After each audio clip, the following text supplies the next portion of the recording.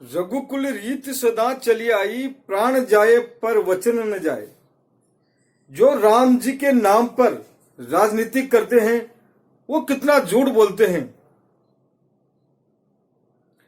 राम जी का ये था कि प्राण चले जाए पर वचन न जाए, पर राम के नाम पर जो राजनीति करते हैं वो कितना झूठ बोलते हैं जिसकी कोई सीमा ही नहीं है। 2 करोड़ नौकरियों की बात करके मुकर जाते हैं, 15 लाख खाते में डालने से मुकर जाते हैं, 100 स्मार्ट सिटी की बात करते हैं वो पूरी नहीं होती हैं, बुलेट ट्रेन चल नहीं पाती हैं, और बहुत हुई महंगाई की मार। महंगाई आपको बहुत ज्यादा लगती थी, परंतु आज महंगाई कहां पहुंच गई है। 400 रुपए का सिलेंडर 1100 रुपए में मिलता है। पेट्रोल डीजल का भाव कहां पहुंच गया आप जानते हैं।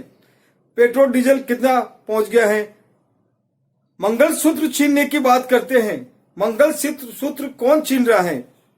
2014 में सोना 25,000 का था और 10 साल में आज 2 गुना बढ़ गया है। आज 75,000 का सोना हो गया। चांदी कितनी सस्ती थी और चांदी आज कहां पर पहुंच गई। चांदी 91,000 रुपए पहुंच गई। तो गरीब आदमी, एक मजदूरी करने वाला, 100 रुपए कमाने वाला, 200 रुपए कमाने वाला, 300 रुपए कमाने वाला मजदूर क्या अपनी घरवाली के लिए मंगलसूत्र बना सकता है क्या। 50,000 की मोटरसाइकिल आज 1 लाख रुपए में पहुंच गई है। महंगाई की मार कम नहीं होने के बजाय बढ़ गई है। सौगंध मुझे इस मिट्टी की, मैं ये देश नहीं बिकने दूंगा और नहीं झुकने दूंगा। मैंने कसम उठाई है, मैं देश नहीं बिकने दूंगा। सौगंध मुझे इस मिट्टी की, मैं देश नहीं बिकने दूंगा। बीपीसीएल बेच डाला। प्रधानमंत्री मोदी की अध्यक्षता में आर्थिक मामलों की कैबिनेट कमेटी ने देश की दूसरी सबसे बड़ी petroleum company Bharat petroleum corporation limited यानी बीपीसीएल को बेचने की मंजूरी। 2019 को हुई बैठक में बीपीसीएल के अलावा 4 और कंपनियों को बेचने की मंजूरी कैबिनेट कमेटी ने दी है। ये कंपनियां हैं shipping corporation of India, THDC India limited, north east electric power corporation limited और इसके अलावा कंटेनर कॉर्पोरेशन ऑफ इंडिया। मैं देश नहीं बिकने दूंगा। एलआईसी बेच डाली। सरकार एलआईसी यानी लाइफ इंश्योरेंस कॉर्पोरेशन में अपनी हिस्सेदारी बेचेगी। एलआईसी में सरकार की 100% हिस्सेदारी है। सरकार अपनी कुछ हिस्सेदारी बेचकर पैसा जुटाना चाहती है। मैं देश नहीं बिकने दूंगा। एयर इंडिया बेच डाला। एयर इंडिया बिकने के लिए फिर से बाजार में आ गया है और इस बार जो शर्तें हैं वो काफी अट्रैक्टिव हैं। लेकिन बहस ये चली है कि क्या फैमिली सिल्वर को बेचा जाना चाहिए। मैं देश नहीं बिकने दूंगा। रेलवे भी बेच डालने की योजना कर रहे हैं। सरकारी कंपनियों में हिस्सेदारी बेची जा रही है। अरबों खरबों का बजट होने के बाद भी सरकार को अपनी कंपनियां क्यों बेचनी पड़ रही हैं? मैं देश नहीं बिकने दूंगा। सौगंध खाकर भी मुकर जाते हैं। रेल बेच दी, तेल बेच दिया, बेल बेच दिए, पिशूज बेच दिए, हवाई अड्डे बेच दिए, फिर सौगंध खाकर ये जितना झूठ क्यों। इतना गरिमापूर्ण पद होने के बाद इतना झूठ बोलना जो सही नहीं है। वसुदेव कुटुंबकम की गंगा जमुना तहजीब रही है भारत की। अंज निज पर्वती गणना लगुन चेत साम, उदार चरिता नाम तो वसुदेव कुटुंबकम।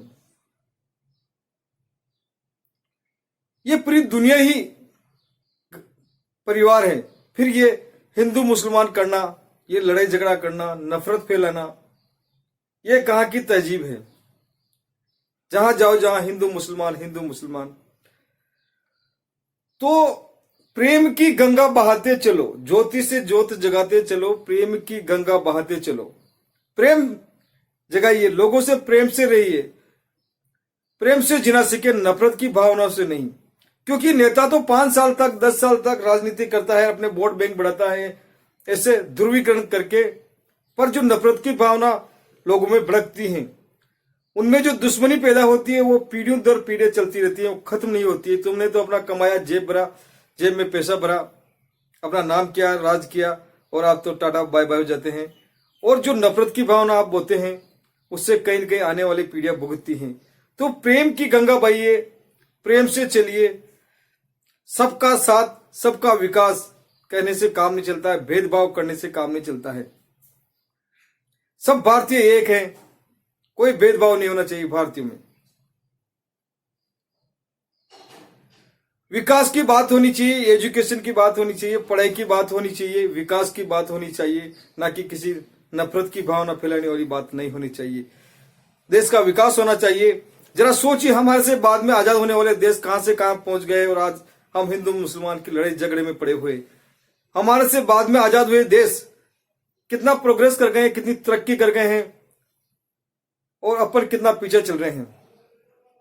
भारत में पढ़ने वालों की कमी नहीं है, टैलेंट की कमी नहीं है, किसी भी चीज की भारत में कमी नहीं है, पर बेचारे गरीबों को मौका नहीं मिल रहा है। गरीबों को मौका मिलना चाहिए आगे बढ़ने का। तो भारत विश्व गुरु बनने से कोई नहीं रोक सकता है भारत को, परंतु कहने से विश्व गुरु नहीं, ऐसे डंका नहीं बजता। जब तक विकास नहीं होगा, प्रोग्रेस नहीं होगी, तरक्की नहीं होगी, तब तक कोई डंका नहीं बजेगा। आज अगर आपको मेरा वीडियो अच्छा लगता है, लाइक करें, शेयर करें, सब्सक्राइब करें। जय हिंद, जय भारत।